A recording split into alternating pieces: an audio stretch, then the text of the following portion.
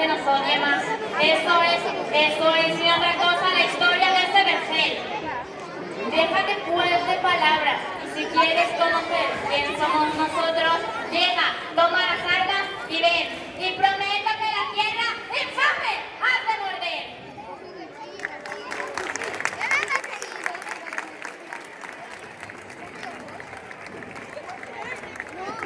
Pero no, yo no debía contestar a tu altivez con palabras. El desprecio fuera más propio. Muy bien. Con que me aceptes la vida, de tan fino proceder estoy admirado. ¡Necio!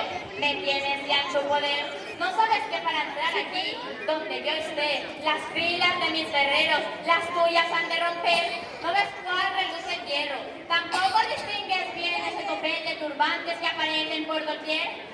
Esos dicen, no haya paz, para Cristo no hay cuartel. ¡Guerra, muerte, para todos los cristianos de una vez!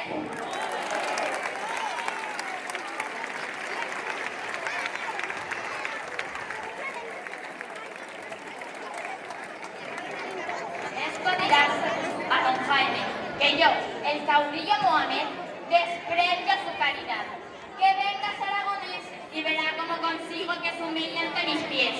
Sois pocos para nosotros, y para poder vencer necesitáis, insensatos, el nacer segunda vez.